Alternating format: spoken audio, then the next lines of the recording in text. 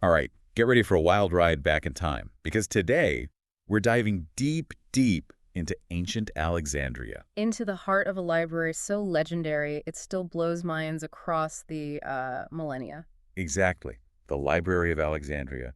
Just saying the name, it conjures up images. Images of endless stacks, lost knowledge, scrolls. Right. It's almost mythical. But what's so fascinating is that it wasn't just about amassing scrolls, Hmm.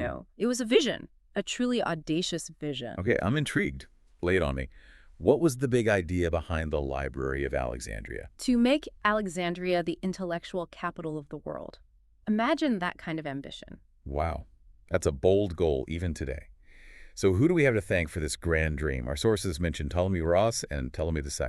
Right, so picture this. It's the 3rd century BCE, Alexander the Great, he's gone, his empire, it's being carved up. A chaotic time for sure. Absolutely.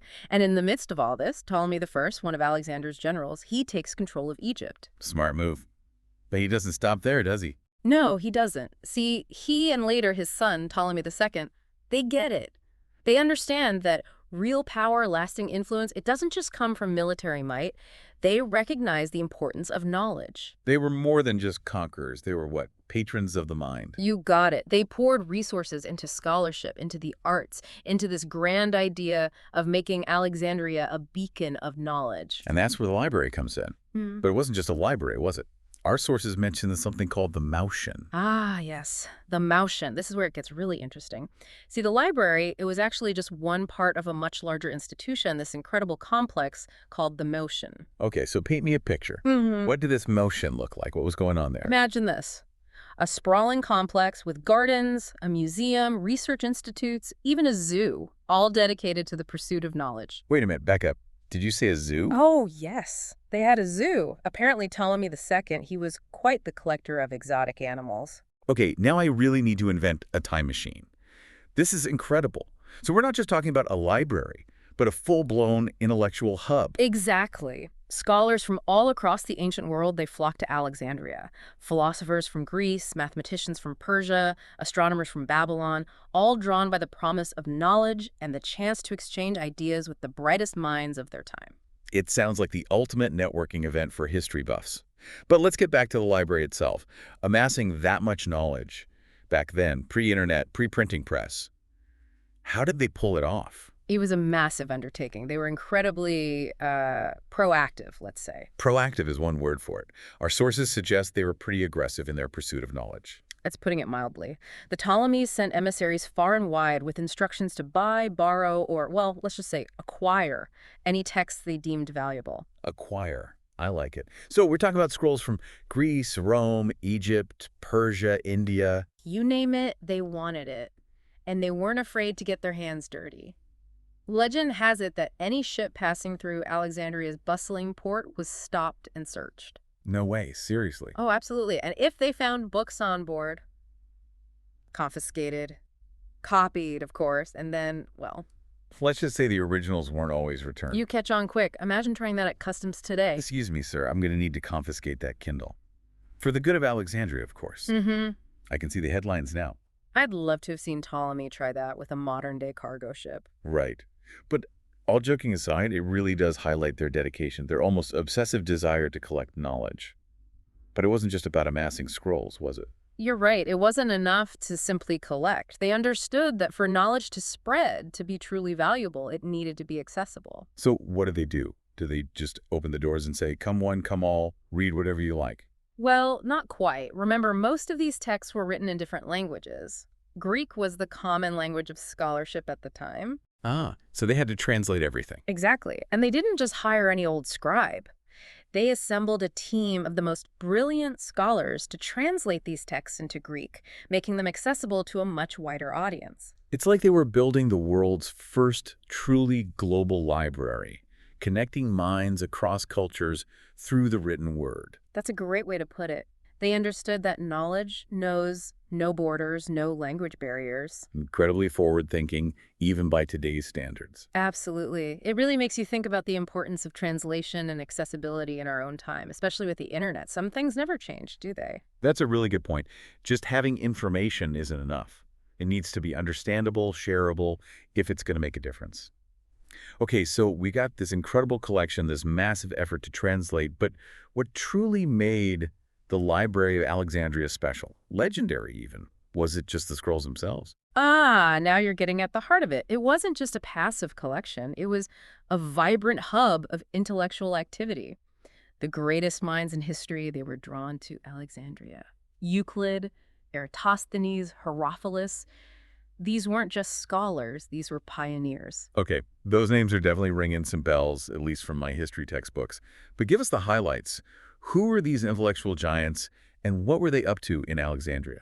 Well, let's start with Euclid. He wrote Elements while he was in Alexandria. Elements. Wasn't that like the geometry Bible? Exactly, the book that literally laid the foundation for geometry as we know it. His work is still taught in schools today. Think about that ideas born in the Library of Alexandria are still shaping minds across the globe. That's pretty amazing when you think about it. I have to admit, I wasn't the biggest fan of geometry in school. Really? I always loved it. Yeah, well, maybe if I'd known about Euclid and the Library of Alexandria, would have paid more attention. Knowing that, even thousands of years ago, people were grappling with these concepts, it's kind of inspiring. But Euclid wasn't the only genius drawn to Alexandria, right? We've got Eratosthenes, too. Oh, Eratosthenes, now there was a mind on fire. He was the head librarian, for one thing, but he also dabbled in, well, pretty much everything. Geography, astronomy, poetry, ethics. Talk about a renaissance man. He makes multitasking look easy. So what was his claim to fame? What groundbreaking discovery did he make within those legendary walls? Well, are you ready for this? Eratosthenes calculated the Earth's circumference. Hold on, he did what? How was that even possible back then? I know, right? It's incredible. He had this theory. He noticed that at noon on the summer solstice, the sun's rays shone directly down a well in Syene, a city south of Alexandria. But in Alexandria, at the exact same time, the sun cast a shadow at a slight angle. Okay, I'm following so far. But how do you go from shadows to the Earth's circumference? By being an absolute genius. He used a bit of geometry, a dash of trigonometry, and a whole lot of brain power. By measuring the angle of the shadow in Alexandria and knowing the distance between the two cities, he was able to calculate the Earth's circumference with remarkable accuracy. Wow, that's just mind-blowing. It really shows you the power of observation, deduction, and a little bit of math, I guess. Yeah. But wait, didn't most people back then think the Earth was flat? Oh, absolutely. That was the prevailing belief. So not only did Eratosthenes make this incredible calculation, but he also, in a way, changed the way people saw the world, literally. From shadows to changing worldviews, that's impressive. Okay, we've covered Euclid, Eratosthenes. What about Herophilus? What was his contribution to this explosion of knowledge? Herophilus. Now there's a name that deserves to be better known. He was a physician, one of the first to really delve into human anatomy. Delve into, you mean like dissections? That must have been a tad controversial back then. You could say that it was incredibly taboo at the time, but Herophilus, he was determined to understand how the human body worked. Brave. And more than a little bit daring. Absolutely. And while his methods might be ethically debated today, there's no denying that his work was groundbreaking. He mapped out the nervous system, studied the brain, the eyes, the liver. He laid the foundation for the field of medicine as we know it. So we've got these amazing minds doing groundbreaking work, challenging conventional thinking and shaping entire fields of study, all within the walls of the Library of Alexandria. It's truly remarkable when you think about it. This wasn't just a library. It was a crucible of ideas, a place where knowledge wasn't just preserved, it was forged. It makes you wonder, though, with all this incredible potential, this concentration of knowledge, did it last? Sadly, no. This incredible institution, well, it wasn't meant to last forever. I guess all good things must come to an end. But knowing what this place represented, the sheer scale of knowledge lost, it's hard not to feel a pang of sadness. So what happened? Was it one catastrophic event or more of a slow decline? It's a bit of a historical mystery, actually. The exact circumstances are still debated to this day. But it seems like it was a combination of factors, a perfect storm that led to the library's demise. A perfect storm, huh? So what were some of the contributing factors to this tragedy? Well, one theory points to Julius Caesar. As in Veni Vidi Vici Caesar, what did he have to do with the Library of Alexandria? Remember how we were talking about Ptolemy and his rather, shall we say, forceful methods of acquiring scrolls for the library? Oh yeah, confiscating books from ships passing through the harbor. You're saying that came back to bite them. You could say that. See, in 48 BCE, Caesar was in the midst of a war with Ptolemy the 14th. Right, Ptolemy the 14th, wasn't he Cleopatra's brother? Or husband? History gets a bit fuzzy for me there. It's a tangled web for sure. But the key point is, during this conflict, Caesar laid siege to Alexandria, and, well, things got a bit out of hand. Out of hand how? What happened? It's believed that a fire broke out in the harbor. Whether it was accidental or a result of the fighting, we don't know for sure. But this wasn't just a small fire. This thing raged out of control, spreading through the city, potentially reaching parts of the library. Oh no, just imagining all those priceless scrolls going up in flames is heartbreaking. But if it was just Caesar's time, wouldn't they have rebuilt? I mean, they were so passionate about this project. You'd think so, right? And perhaps they started to. But here's the thing. The library may have suffered from neglect in the following years. Maybe it lost some of that royal support, that funding that it needed to truly thrive. So even if the fire didn't destroy everything, the lack of support could have left it vulnerable to other threats, natural disasters, or even just the ravages of time. Exactly. It's like anything else. If you don't maintain it, it starts to fall apart. And unfortunately for the Library of Alexandria, the troubles didn't end there. Later events likely played a role as well. Like what? Give us the lowdown. Well, there was the invasion of Emperor Aurelian in the 3rd century CE, which brought about its own wave of destruction. Then, of course, there were internal struggles, political instability, all of which took their toll on the library. It's a reminder that knowledge, even in physical form like those scrolls, is incredibly fragile, vulnerable to the whims of history. Absolutely, and we can't forget about the changing cultural landscape during this period. The rise of Christianity, for example, brought with it a different view of knowledge. Different how? Were they not as interested in knowledge as the Ptolemies were? Well, it's a bit more complicated than that. Some early Christians saw the library with its emphasis on Greek philosophy, pagan thought, as a threat, a source of, well, heresy, you might say. So the very knowledge the library had worked so hard to preserve was now deemed dangerous by some. Exactly. It's a stark reminder that what's considered valuable knowledge, worth preserving even, can shift dramatically over time with changing beliefs and ideologies. It makes you wonder, if those scrolls had survived, would they have been celebrated or would they have been, I don't know, locked away, hidden from view? It's a question that historians still grapple with today. But regardless of the exact sequence of events, one thing's for certain. The loss of the Library of Alexandria stands as one of history's greatest intellectual tragedies. Absolutely. Do we have any idea how many scrolls were lost? I can't even imagine. It's impossible to put an exact number on it, but some scholars estimate that hundreds of thousands of scrolls vanished. We're talking history, literature, philosophy, mathematics, astronomy, medicine. Imagine entire schools of thought gone just like that. It's almost too big to comprehend, the sheer scale of that loss.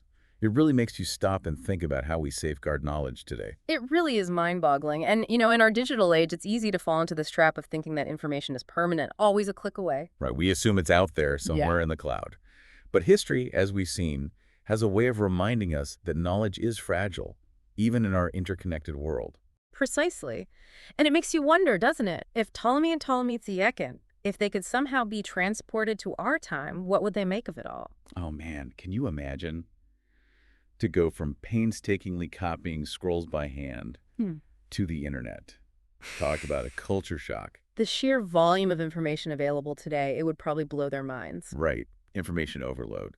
But I also wonder if they might be a little bit wary of it all. I mean, they were so dedicated to curating, translating, to making sure that knowledge was understood. That's an interesting thought. Do you think they'd be concerned about the quality, the reliability of information in the digital age? Absolutely.